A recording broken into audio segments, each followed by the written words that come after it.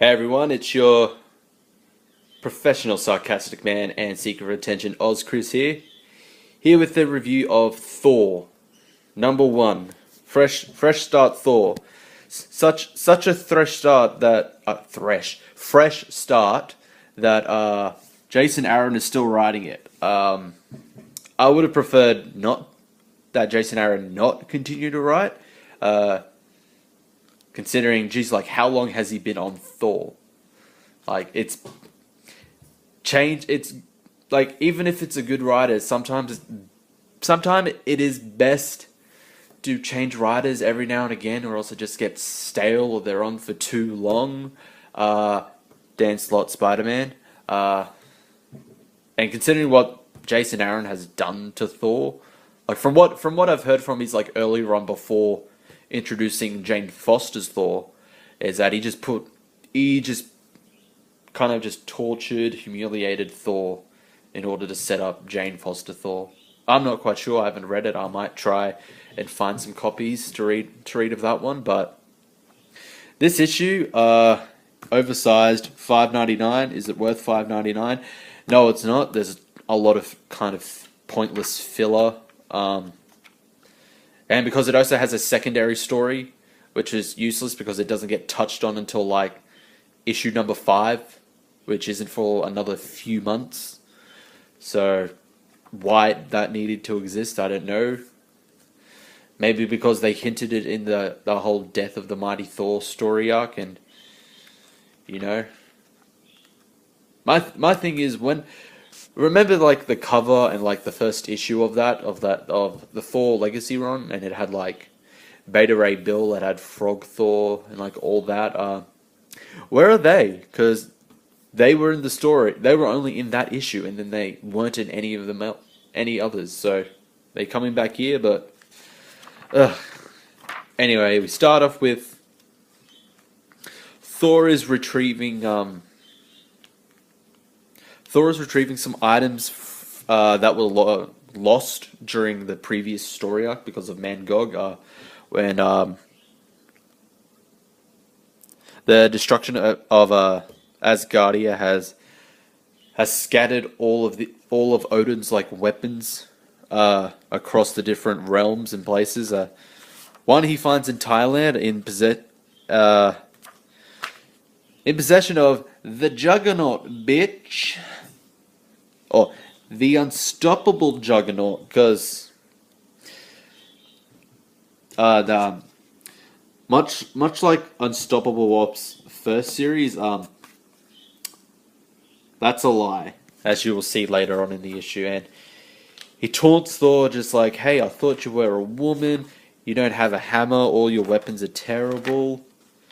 So he just has the dwarves, just drop every hammer and weapon he has until he stops the Unstoppable Juggernaut. Like I said, not unstoppable. He goes back, and complains that he needs more hammers. They all break, none of them as good as Mjolnir. I don't think any of them ever will. Apart from... yeah, no. Keep going a bit forward, and oh my god, what happened to you, Jane? What is that face? That is not a human face. That is the Scream. That's the thing. Like this art style, like changes like depending on the setting. Like, sometimes it's good, and then sometimes it's like, was there any effort put into this? And look, like, remember when Jane Foster died? She had that heroic death, and then she came back with cancer. Look, it turns out she's making great progress. It looks like she's gonna beat the cancer. Okay, thanks, Jason Aaron. Sure, I would have preferred. I think a lot of people would have preferred if she just died, because she had the heroic death. She sacrificed herself. She sacrificed Mjolnir, which a lot of people didn't like, but she still had this heroic death, and she could have moved on. So could have Thor. Thor could have just been like, this series just could have been Thor trying to prove he's worthy. He is actually worthy again. because he's lost Jane. He's inspired by her sacrifice or whatever. But this is Marvel. We can't have happy things at Marvel. uh, then we have a random fight with Namor. Like, I'm not joking. Namor only appears in this one panel. And then it just goes to Thor has got a shark and has got another one of the relics. And Loki turns up, they fight. And Loki wants to cut a deal with him to help stop Malekith from destroying all the other realms while Asgard is being kind of repaired.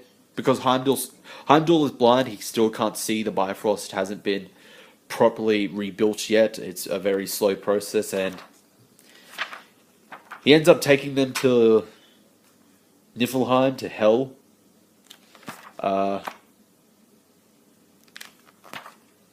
There we go. And then we have this kind of like story set in the future, like untold eons from now, of old man Thor with his grandchildren.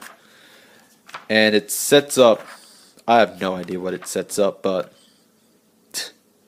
it just shows, like, if this is supposed to be like actual Thor's future, there is no consequences. And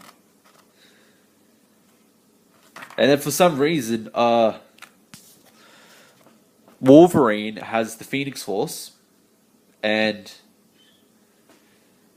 I'm guessing is also Sorcerer Supreme, because I don't know, going by the robes, or that just could be like the clothes he got, because the clothes that he has got because he's with the Phoenix Force.